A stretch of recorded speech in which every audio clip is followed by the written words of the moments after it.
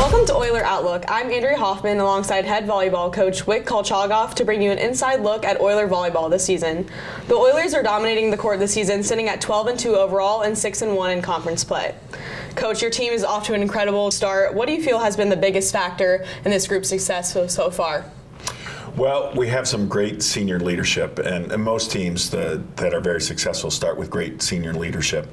So we have Emma White, who's a 4-year starter, our setter, kind of our quarterback that runs our entire offense.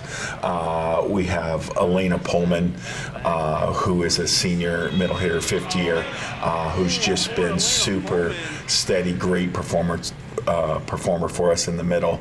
And then we have a newcomer, McKenna Belcher, and she is a transfer student from Ashland. So we played against her for 3 years. Now, she had to sit out last year, but she's here for our doctoral occupational therapy program,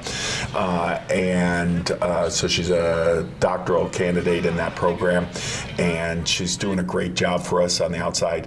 And then we have DS Olivia Pierce, who has been kind of a super sub off the bench for us and has filled in key situations and played really quite well in those situations. So it starts with the senior class. Coming off a conference championship season last year, how did you and the team approach this year mentally and physically to hopefully bring home that title for the 2nd year in a row? Yeah, well, we spent a lot of time talking with the team because we knew we would have some intense competition at different positions.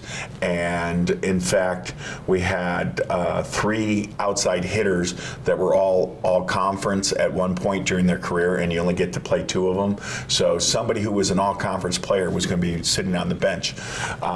And in many of the different positions, we had some really tough competition. And so we really started last spring talking about how it had to be team first. It didn't matter which players were on the court at a particular time. It was all about the team. So we really focused on team first, and they have been focused on that and continue to take that concept into the season. Last year's run to the NCAA regional final put you guys on the national radar. How did that experience shape the mindset of your returning players? Yeah, the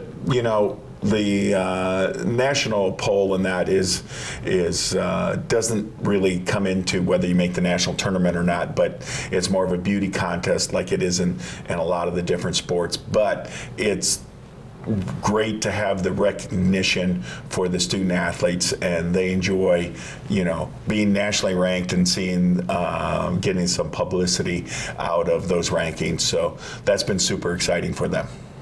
Leadership plays a huge role. You talked about this earlier. Do you have some captains on the team that are, being the standout leaders? Yeah, well, we do things a little bit differently, and I have to credit my assistant coach, Hannah Tong.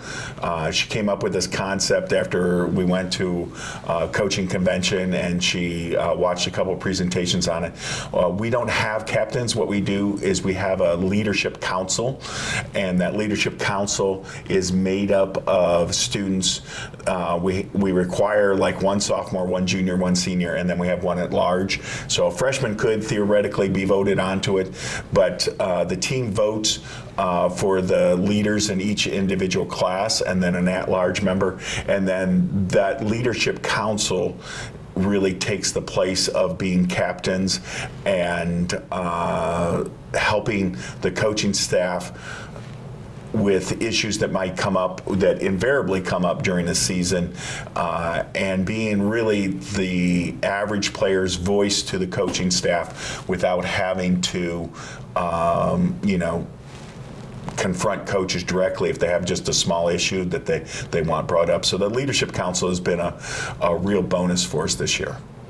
You guys get the opportunity to play almost every school in the conference twice. How do you use the challenges and obstacles you may have faced in the first game to better prepare for the next matchup? Yeah, so Sometimes it's tough. Like early in the season, we played Tiffin. We just had 1 week in between the time we played them and that. And sometimes that works to the detriment of your team, in that the other team knows what you're doing because they just got done playing you. But by the same token, you can take that. We have a variety of things that we can do. Our team is pretty flexible in terms of our offensive play concept, and so it gives us a chance to work on some of those concepts that we wouldn't necessarily use on a regular basis, and that's how we're successful in those situations. You've got a lot of upperclassmen on this team. How has their experience and growth over the last couple years helped this team build on last year's success? Oh yeah, we've already talked about the seniors and their importance to the program, but we have some juniors that are really contributing a lot as well. We have Bria Lomax. She's a middle and has done she stepped into the starting lineup about 2/3 into last season and has been a fixture in that starting lineup ever since. We have Hannah Miller, who is really close to getting her 1,000th kill as a junior, which is outstanding. And she's just a special player for us. She's probably our best passer. She at times can be our best defender. She is able to take sets that aren't necessarily the best sets, or and this happens, maybe out of system sets or that, and she can turn those into point opportunities for us where a normal outside hitter couldn't. Kirsten Bumholt is outside hitter for us, but she stepped into the libero role for us this year and has done a great job on defense and passing. In fact, she's had several matches where she's passed like the highest rating that's capable of a passer passing. And I'm sure there's others that I've left out as well. So we've talked a lot about your upperclassmen now and seniors, but you have those underclassmen that need to be prepared for when they eventually graduate. How do you facilitate that in your program? Yeah, well, we make sure, like during practices, we have a couple of different drills where everybody rotates through on different positions.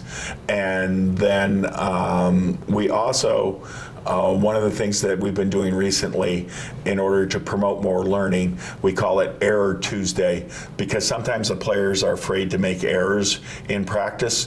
So on Error Tuesday, because the concept is that an error is really just a learning opportunity.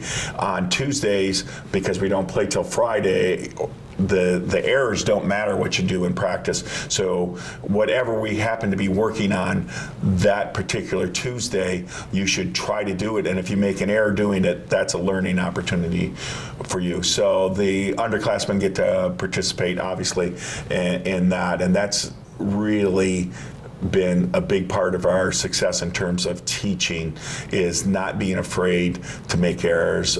We call it being foam free. You get the fear of missing out when we have the fear of making an error. So we talk about being foam free. Lastly, Coach, as conference play continues, what are the biggest challenges ahead, and what is your message to the team moving forward?